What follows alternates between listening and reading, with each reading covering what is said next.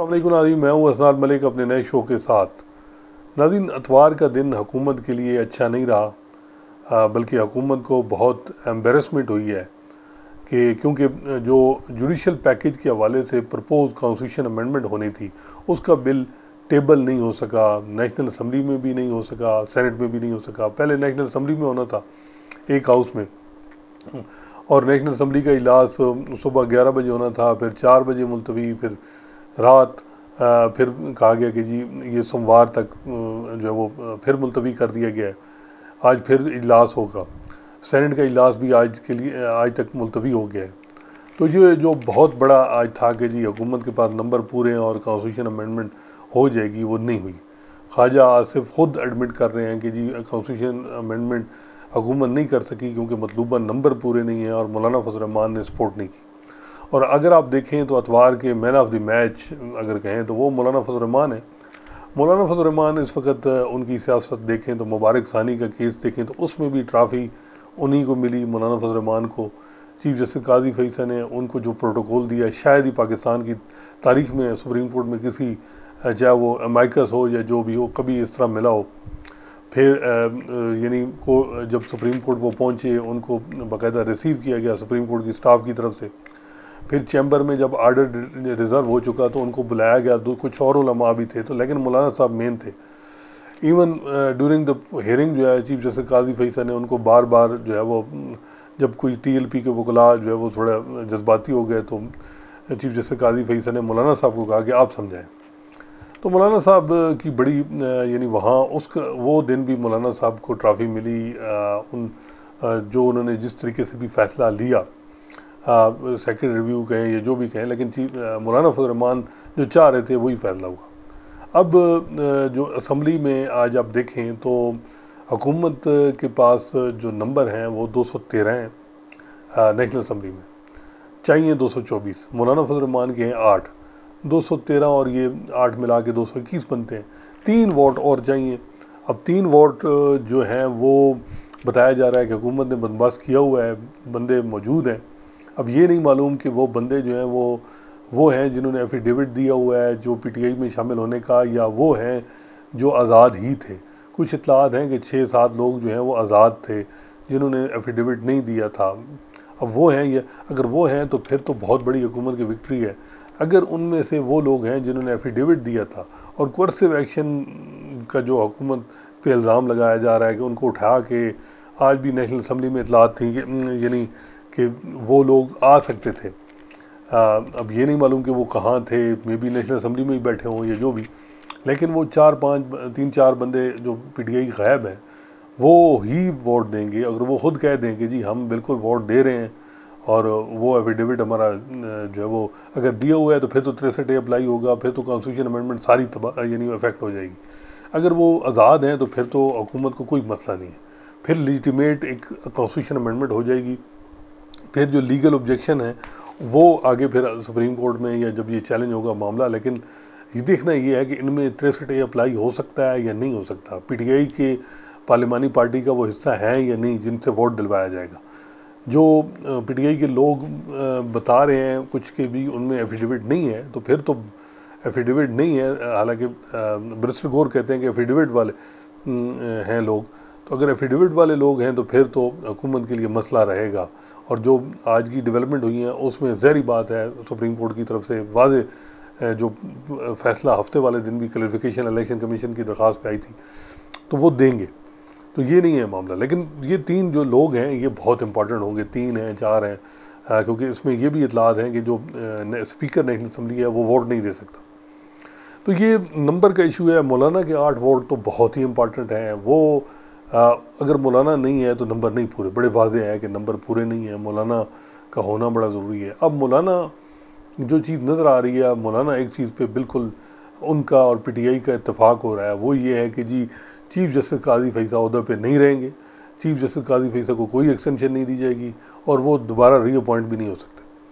अब हुकूमत के लिए ये है कि मौजूदा निज़ाम की गारंटी ही चीफ जस्टिस काजी फैसल है, और सीधी बात है, ये बात बिल्कुल हुकूमत की हक बजानिब होगी कि अगर ये कॉन्स्टिट्यूशन अमेंडमेंट हो रही है, जुडिशल पैकेज जो लाया जा रहा है, जिस तरीके से इंडिपेंडेंस ऑफ जुडिशरी को भी ये अफेक्ट करेगा, कॉन्स्टिट्यूशनल कोर्ट बन रही हैं, 63A में बलूचिस्तान में असम्बलियाँ सुने सीटें बढ़ाई जा रही हैं, ये इनका गारंटर भी तो होना चाहिए ना इसको।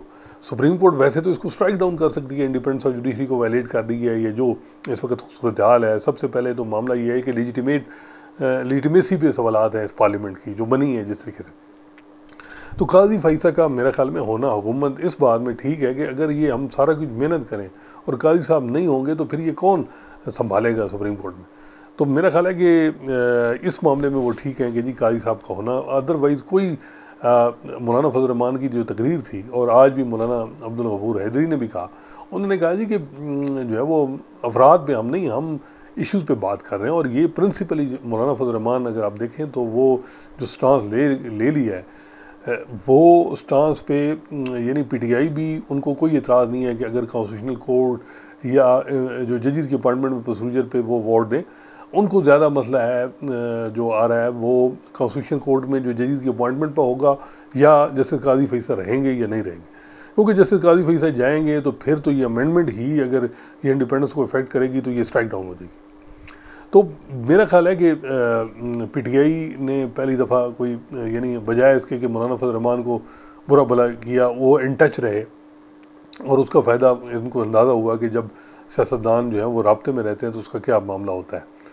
दूसरी तरफ हुकूमत जो है वो पूरा जोर लगा रही है। आखिरी इतलात ये हैं कि अनवारुल्लाह काकड़, सरफराज बुगटी जो ताकतवर हलकों के भी करीब हैं, उनको अब भेजा गया मौलाना साहब के पास।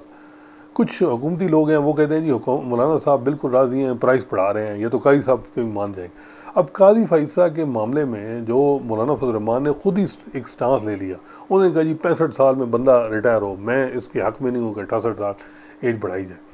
फिर एक्सटेंशन में उन्होंने कहा जी सारे इदारों को छोड़ के जो है वो लोग एक्सटेंशन के लिए भाग रहे हैं। अब काजी फैसल साहब पे इतने सख्त उन्होंने बातें की, अब मौलाना साहब जो यू टर्न लेंगे तो उनकी सियासत बड़ी इफेक्ट होगी। तो अगर वो मेरा ख्याल है कि हुकूमत को भी अंदाज़ा है कि ये माइनस काजी फैसल जो कॉन्स्टिट्यूशन अमेंडमेंट होगी तो उसका कोई फिर तो फ़ायदा ही कोई नहीं। ये भी मामला है कि नून लीग कम अज़ कम उसके लिए तो ये है कि काजी साहब होंगे तो तब सिस्टम की गारंटी रहेगी। तो अब दिख रहा है कि इसमें काजी फैसल साहब क्या करते हैं, क्योंकि आज बड़ी डेवलपमेंट हुई। Munir Malik former supreme court bar के सदर, जस्टिस काजी फैसल के वकील, उन्होंने एक स्टेटमेंट, पब्लिक स्टेटमेंट जारी की है और उन्होंने एक्सपेक्ट किया है कि चीफ जस्टिस काजी फैसल जो है वो कोई रिटायर हो जाएंगे 25 को, और वो कोई ओहदा अपॉइंटमेंट उनको अगर ऑफ़र की कॉन्स्टिट्यूशनल कोर्ट में तो वो नहीं लेंगे। और उन्होंने ये कहा कि ये जो प्रपोज कॉन्स्टिट्यूशन अमेंडमेंट है ये इंडिपेंडेंस ऑफ जुडिशरी को इफेक्ट करती हैं, वायलेट है, इंडिपेंडेंस ऑफ जुडिशरी पे अटैक है। उन्होंने यही कहा कि डिजोरो जो chief justice of Pakistan Mansoor Ali Shah होंगे 26 अक्टूबर को, और इसके अलावा उन्होंने वकला और जुडिशरी को ये यानी एक उनकी तरफ से मुतालबा था, रिक्वेस्ट थी कि जी वो जो है वो रेजिस्ट करें मौजूदा हालात में और रिजेक्ट करें इस पूरी प्रपोज कॉन्स्टिट्यूशन अमेंडमेंट को। अब मुनीर मलिक साहब जो हैं वो मेरा ख्याल है कि आसमा जहांगीर साहबा के बाद ऐसा एक नाम है पाकिस्तान में लीगल कम्युनिटी में जिनकी बड़ी रिस्पेक्ट है। उनकी रिस्पेक्ट जो है वो वकीलों में भी है, जजेस में भी है। और मुनीर मलिक याद रखें ये वो थे, इफ्तिखार मोहम्मद चौधरी को जब मार्च में घर भेजा गया, यानी उनके खिलाफ रेफरेंस और उनको माजूल किया गया, तो ये सुप्रीम कोर्ट बार के सदर थे और इन्होंने मूवमेंट स्टार्ट की। सबसे ज़्यादा रोल उनका था मुनीर मलिक साहब का। इस वक्त जितने जज हैं बमा, जैसे चीफ जस्टिस काजी फैसल, मंसूर अली शाह, जस्टिस अतर मिनल्ला, ये वो सारे लोग हैं जो लायर्स मूवमेंट में किसी न किसी तरह सपोर्ट में थे। मुनीर मलिक साहब भी थे। अब मुनीर मलिक साहब मेरे ख्याल में तो कुछ भी ऐसी अमेंडमेंट आएंगी तो वो सुप्रीम कोर्ट में इससे रजू करेंगे।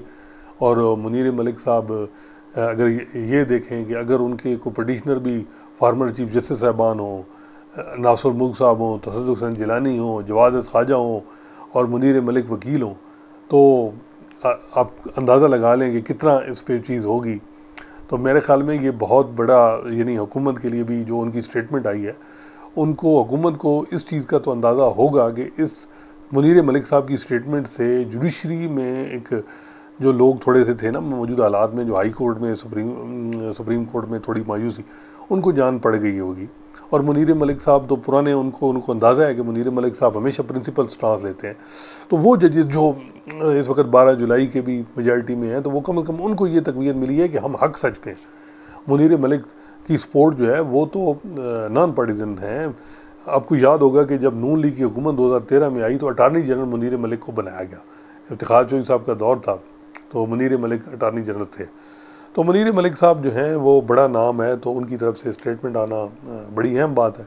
फिर सुप्रीम कोर्ट बार का सुप्रीम कोर्ट बार का इलेक्शन होने वाला है अगले महीने। उसमें इंडिपेंडेंट ग्रुप जो प्रो गवर्नमेंट है, मेरा नहीं ख्याल कि वो इन हालात में हुकूमत के साथ खुल के हो, क्योंकि उनको पोलिटिकली बड़ा नुकसान होगा। प्रोफेशनल ग्रुप तो वैसे ही जो है वो प्रपोज अमेंडमेंट के ख़िलाफ़ जो है वो आवाज़ बुलंद कर रहा है। पाकिस्तान बार कौंसिल में जो उनके 6 मेंबरान हैं उन्होंने स्टेटमेंट भी जारी की है। और मेरा ख्याल है कि सुप्रीम कोर्ट बार का जो इलेक्शन होगा उसमें भी देखिएगा कि वो इसको इशू बनाएंगे। और सुप्रीम कोर्ट का बार का जो इलेक्शन है इंडिपेंडेंट ग्रुप के लिए आसान नहीं होगा अगर वो हुकूमत के साथ खड़े हो जाते हैं। इसमें कोई शक नहीं है कि DHA के साथ मिल के बहुत बड़ी हाउसिंग सोसाइटी जो है वो की डेवलपमेंट का काम शुरू हो रहा है इंडिपेंडेंट ग्रुप की तरफ से। लेकिन वकील जो है वो जो सुप्रीम कोर्ट का वकील है, कम से कम उसको प्रिंसिपल पे भी स्टांस लेता है कि जी असूली तौर पे क्या होना चाहिए। और हमेशा वकील जो है वो थोड़ा सा जो इस वक्त जो अमेंडमेंट आ रही हैं, मेरे ख्याल में जो अभी तक ड्राफ्ट तो किसी के पास नहीं है। ड्राफ्ट बताया जा रहा है कि काबीना में पहले अप्रूव होगा फिर उसके बाद शेयर होगा। ड्राफ्ट जो है वो है नहीं। उस ड्राफ्ट के बगैर जो है वो अगर आप देखें तो जो बातें आई हैं, तो वो जो कॉन्स्टिट्यूशनल कोर्ट बनेगी वो क्यों बन रही है 184(3) के या जो कॉन्स्टिट्यूशनल मैटर जाएंगे तो क्या मतलब है। और ये जो पीपल्स पार्टी वाले इस वक्त कॉन्स्टिट्यूशनल कोर्ट की पे बहुत ज़्यादा खुश हैं कि जी हम चार्टर ऑफ डेमोक्रेसी पे कॉन्स्टिट्यूशनल कोर्ट बना रहे हैं। ये याद रखें कि 18वीं तरमीम का कला कमा भी और उसका रोल बैक भी कॉन्स्टिट्यूशनल कोर्ट के ज़रिए ही अगला होगा। ये देख लीजिएगा। अगर ये क्योंकि पीपल्स पार्टी 18वीं तरमीम के मामले में रेजिस्ट करेगी और जज जो हैं जो अपॉइंट होंगे, बज़ाहिर लग रहा है कि वो जज ऐसे होंगे जो प्रो फेडरेशन यानी वो जजेस होंगे जो नून लीग को 18वीं तरमीम से इतना ज़्यादा मसला नहीं है। इस्टेब्लिशमेंट चाह रही है कि 18वीं तरमीम को किया जाए। तो ये देखिएगा कि पीपल्स पार्टी वैसे तो नहीं, लेकिन कोई ऐसी पिटीशन इस कॉन्स्टिट्यूशन कोर्ट में आ जाएगी और बज़ाहिर ये लग रहा है कि पहला इसका मिशन ही ये होगा कि 18वीं तरमीम को किसी न किसी तरह रोल बैक करवाया जाए। और ये बहुत बड़ा जो इस वक्त जो जजेस हैं सुप्रीम कोर्ट में ड्राइविंग सीट पे, वो कम से कम मैंने देखा है कि प्रोविंशियल अटानमी की बात करते हैं। चाहे वो जैसे याही अफरीदी हों, जैसे मंसूर अली शाह की जजमेंट है 1-2 HEC के हवाले से, एजुकेशन के हवाले से। इसके अलावा जो है वो जैसे याही अफरीदी हैं, जैसे सतर मिलना है।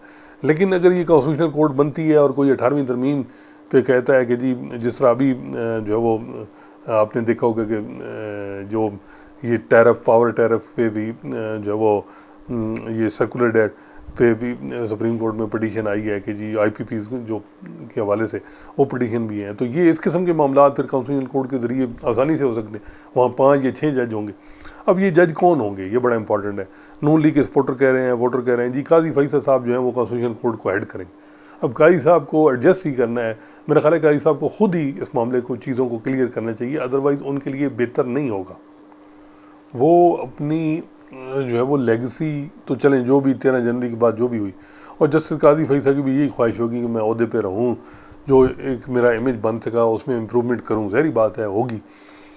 लेकिन मेरा ख्याल है कि ये कॉन्स्टिट्यूशनल कोर्ट में उनको लेके जाना या उस तरफ धकेलना ये उनके लिए भी शान शान नहीं है। मेरा ख्याल है कि वो अब उनको भी पोजीशन लेनी चाहिए, अपनी अना को एक तरफ रख के।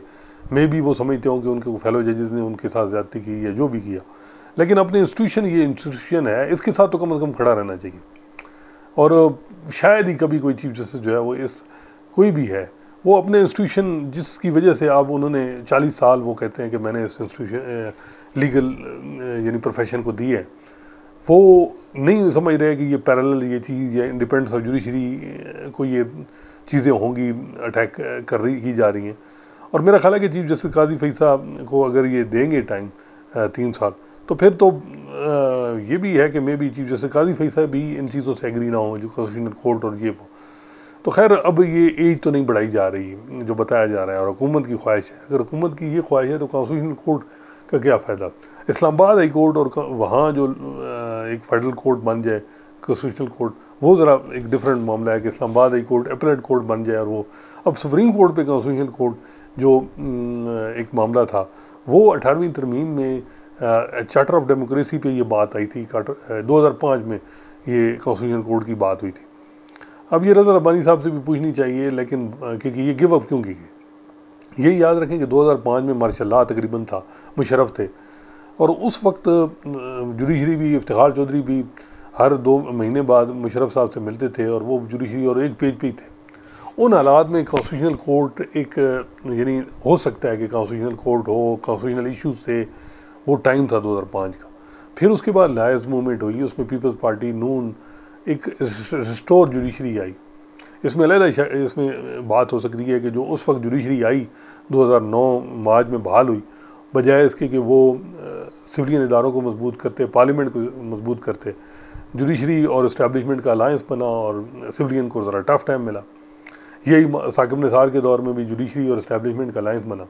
इस दफ़ा जो है वो इस्टेब्लिशमेंट और जुडिशरी एक पेज पे नहीं है, इस्टेब्लिशमेंट जो है वो पार्लियामेंट के साथ खड़ी है और जुडिशरी है। कुछ लोग तो कहते हैं कि असल मामला तो ये जुडिशरी के पास डिजोरो पावर है, डिफेक्टो पावर इस्टेब्लिशमेंट के पास है पाकिस्तान में। पार्लियामेंट जो है वो उसको जो है वो एक टूल के तौर पे इस्तेमाल हो रही है, ये जो भी, ताकि जो डिजोरो पावर्स हैं जुडिशरी के पास जो इतनी हैं कि एक पटिशन करें, किसी को भी फारिग कर दें। माजी में ये होता रहा है, और इवन जो बाजवा साहब के मामले में भी आपने देखा कि 184(3) पे एक पटिशन आ गई और जो कुछ हुआ।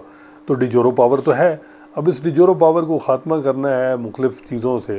तो ये अगर ये डिजोरो पावर जुडिशरी की ख़त्म होती हैं तो ये ज़रा देखना होगा कि पार्लियामेंट मजबूत होगी या डिफेक्टो पावर पाकिस्तान में मजबूत होगी। ये भी एक डिबेटेबल बात है, और ये इस पर बात हो रही है। पार्लियामेंट मजबूत, मेरा ख्याल है कि पार्लियामेंट, सबको मालूम है कि जो पार्लियामेंट जिस तरह से बनी है और जो भी, तो इस वक्त जो हालात हैं इसमें जुडिशरी, माजी में तो चलें ये मामला था कि जी जुडिशरी और बैलेंस नहीं था, क्योंकि जुडिशरी ने सिविलियन इदारों को दबाया जा रहा था जुडिशरी की तरफ से। तो वो बात थी कि बैलेंस ज़रूरी है, पार्लियामेंट सुप्रीम है, बिल्कुल पार्लियामेंट को बिल्कुल ऐसे ना बना दिया जाए जो इफ्तिखार चौधरी साहब ने किया पार्लियामेंट के साथ, फिर साकिब निसार ने भी किया अपने आखिरी साल में। लेकिन अब ये है कि जो जुडिशरी है या ये जजेस हैं, ये तो पीपल मैंडेट की बात कर रहे हैं। ये कोई जेंडर ड्रिवन तो नहीं है जैसे मंसूर अली शाह और ये लोग। ये तो ये नहीं कह रहे कि भाई जो है वो हम स्ट्रांग हों या जो भी हो।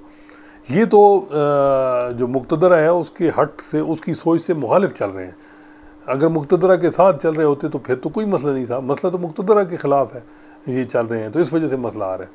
तो ये चीज़ें देखने की ज़रूरत है। अब देखना है कि क्या जो मौलाना फजल रहमान है वो कितनी पोजीशन ले पाते हैं, क्योंकि हुकूमती जो कुछ लोग हैं वो कहते हैं जी मौलाना साहब मान जाएंगे, वो अपनी प्राइस बढ़ा रहे हैं। हालांकि मेरे ख्याल में प्राइस उनको क्या उन्होंने लेनी है, प्राइस यानी उनको ऑफ़र ऑलरेडी बताया जा रहा है कि KP में जो गवर्नर की बात हो रही है, डिप्टी चेयरमैन सेनेट हो रही है, 2 बड़ी अहम वजारतें मिल रही हैं, जो मौलाना असद को मे बी सेनेटर बना दिया जाए।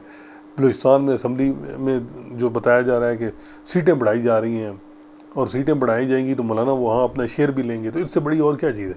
बज़ाहिर ये लग रहा है कि मौलाना अपनी सियासत भी बचा रहे हैं, दोनों कश्तियों पे वो रहना चाह रहे हैं, हुकूमत के साथ भी और PTI के साथ भी। PTI पहली दफ़ा मौलाना साहब के साथ चल रही है, और PTI को लेकिन मेरा ख्याल है कि उससे ज़्यादा ये 1 महीना 2 महीना पहले ज़्यादा चीज़ें मौलाना से बात करनी चाहिए थी। तो बज़ाहिर ये लग रहा है कि PTI को भी ये अंदाज़ा होगा कि स्ट्रीट पावर, स्ट्रीट पॉलिटिक्स हो नहीं सकती, और जो पार्लियामेंट की पॉलिटिक्स है वो करनी है तो आपको जमातों के साथ बातचीत करनी होगी, उनके साथ चलना होगा। तो ये अब PTI को भी थोड़ा सीखना चाहिए कि स्ट्रीट पावर, स्ट्रीट जो है वो बड़ा मुश्किल हो रही है मौजूदा हालात में, तो इसमें दूसरे अल्टरनेट ऑप्शन जो है वो यूज़ करने चाहिए। तो अब मौलाना फजल रहमान जो है वो अब देखते हैं कि क्या करते हैं। सारी जो अमेंडमेंट का इन्हिसार है वो मौलाना फजल रहमान पे है। अब जो हुकूमत है, क्या वो चीफ जस्टिस काजी फैसा को ओहदे पे रख पाएगी या नहीं, या वो, क्योंकि चीफ जस्टिस काजी फैसा जो मैं बात करता हूँ कि मौजूदा निज़ाम की गारंटी है, सीधी बात, उनके जाने के बाद एक बात जो हुकूमती लोग खुद कहते हैं कि गारंटी नहीं है, क्योंकि निज़ाम इतना कमज़ोर फ्रिजाइल है कि वो निज़ाम का चलना बड़ा मुश्किल हो रहा है। तो देखते हैं कि चीफ जस्टिस काजी फैसा के साथ अगर पूरी हुकूमत है तो फिर तो उनको किसी न किसी तरह मौलाना को मनवा लिया जाएगा। लेकिन मौलाना ने जो पब्लिक पे पोजीशन ली है जस्टिस काजी फैसा, या एक्सटेंशन के हवाले से या एज ना बढ़ाने के हवाले से कि जी ना बढ़ाई जाए जजेस की एज, तो फिर उसमें क्या किया जाएगा। और वो तो मौलाना साहब तो कहते हैं कि मुशर्रफ का दौर था, LFO में भी मैंने 68 से 65 साल जजेस की कढ़ाई एज, अब मैं क्यों कराऊँ। तो मौलाना साहब ने अभी फ़िलहाल अपनी सियासत भी बचाई हुई है, बारगेनिंग भी। आज आप देखें हर कोई उनके घर जा रहा है, PTI भी, पीपल्स पार्टी भी, नून भी। तो मौलाना साहब का मैं समझता हूँ कि दिन है। मंडे को क्या चलता है, लेकिन एक बात यह है कि अगर मौलाना साहब मान गए तो हुकूमत गो थ्रू अपनी इसको करा लेगी। लेकिन ये बात है कि ये सारी चीज़ें फिर PTI में ये भी इतला आती कि पिटीशन ड्राफ्ट भी हो रही है या हो चुकी होगी, या जो भी PTI के जो वकला हैं वो भी एक्टिव हैं, इसको फौरी सुप्रीम कोर्ट में चैलेंज किया जाए या जो भी। तो देखना है कि उसमें क्या है। अगर जस्टिस काजी फैसल निज़ाम के साथ नहीं जुड़े रहते तो फिर उन्हें क्या ज़रूरत है कि इस निज़ाम को बचाने के लिए भाई वो अपने ब्रदर जजेस से भी लड़ाई लड़े हैं, वो अंदर से भी करें। जब वो उनको ये मालूम हो गया जी मुझे तो मौजूदा हुकूमत 25 को घर भेज रही है, तो वो क्यों करेंगे ये चीज़। तो अब देखते हैं कि क्या सूरत हाल बनती है। जस्टिस काजी फैसल ख़ुद कोई चांस लेते हैं या वो जो है वो अभी तक वो चाहेंगे कि मैं रहूँ सिस्टम के साथ।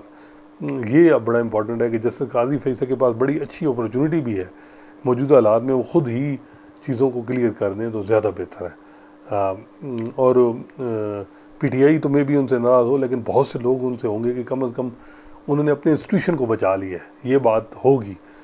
अगर ये नहीं है कि अभी काजी साहब जो है, काजी साहब की अभी बड़ी अहमियत है। अगर काजी साहब एक चीज़ में ऐलान कर देते हैं कि जी मैं कम वक्त में मैं 25 को जा रहा हूँ, तो फिर बहुत सारा क्राइसिस इंस्टीट्यूशन उनका बच सकता है। लेकिन अगर वो रहते हैं और ये है कि किसी की नफ़रत ये वो जो हालात हैं, तो फिर इंस्टीट्यूशन तो नहीं बचेगा, शायद वो बच जाएँ। इंस्टीट्यूशन में तो बहुत ज़्यादा मसाइल बनेंगे। देखते हैं क्या होता है। बड़ा अहम दिन है मंडे का। और अब अदलिया अगला क्या, अदलिया की तरफ से क्या चीज़ आती है। डिटेल जजमेंट का जो कार्ड है वो कहीं खेला जाता है, वो डिटेल जजमेंट इशू होती है या फिलहाल रोकी जाएगी, ये बड़ा मामला है। जो 8 जजेस हैं जैसे मंसूर अली शाह, जिनके साथ बज़ाहिर हाई कोर्ट के जजेस भी साथ खड़े हैं। जैसे मंसूर अली शाह, बहुत से लोग कहते हैं काजी साहब के साथ अगर सीनियर पुलिस जज कोई और मीडियाकर जज होता तो कोई ऐसा मसला नहीं था। जैसे मंसूर अली शाह का एक बड़ा हाई स्ट्रेचर है। और एक बात तो फैक्ट है ना, जैसे काजी फैसल को बचाने में जैसे मंसूर अली शाह का भी बड़ा रोल था। तो जैसे मंसूर अली शाह को अगर हुकूमत इन हालात में बिल्कुल इग्नोर करती है तो उसकी अपने इम्प्लिकेशंस हैं। असल हुकूमत तो चाह रही है कि स्टेबिलिटी हो, इकॉनमी ठीक हो। स्टेबिलिटी तो तब आएगी जब इस तरह के फ़ैसले होंगे कि जी अब हुकूमत के कुछ लोग चाहते हैं कि जो कुछ है कि जी जैसे जमाल मंदोखेल बन जाए। जैसे जमाल मंदोखेल साहब के कुछ हल्के के लोग जो उनके चाहने वाले हैं, वो कहते हैं जी मंदोखेल साहब सीनियर थे, हाई कोर्ट में कुछ ला है कि उनकी सीनियरिटी फिर कम हो गई। वो मंसूर अली शाह से भी हाई कोर्ट में उनकी अब नहीं देखना पड़ेगा कि कब है उनकी अपॉइंटमेंट हुई, लेकिन वो काफ़ी सीनियर रहे हैं। क्योंकि काजी साहब जब चीफ जस्टिस बने तो उसके बाद उन्होंने जज अपॉइंट किए थे 2009 में सितंबर में। तो उसके बाद मे भी जमाल मंदोखेल साहब को जल्दी अपॉइंट कर दिया गया हो। तो मंदोखेल साहब जो हैं वो भी ज़ाहिर बात है इन हालात में नून लीग की तो ख्वाहिश होगी, लेकिन इस वक्त इंस्टीट्यूशन बचाना है।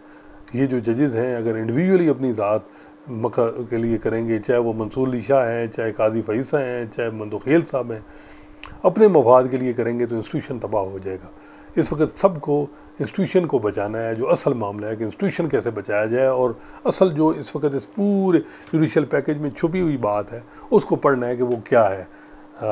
ऐसा ना हो कि इमरान की नफ़रत में अपने इंस्टीट्यूशन ही की तबाही कर दें, या जो है वो अपनी ज़ात के लिए इंस्टीट्यूशन को करें। तो इंस्टीट्यूशन असल बात यह है कि ताकि इंडिपेंडेंट जो इंस्टीट्यूशन है जुडिशरी का, जो साकिब निसार के दौर में भी इतना डैमेज नहीं हुआ और वो हो रहा है, उसको कैसे बचाया जाए। तो वो जो डैमेज हो चुका उसको कैसे कम किया जाए। देखते हैं क्या होता है। अगला हफ्ता जैसे शुरू होगा आज से, वो बहुत ही इंपॉर्टेंट है। इंशाल्लाह नए मौजू के साथ आपकी खिदमत में हाज़िर होंगे। अल्लाह हाफ़िज़।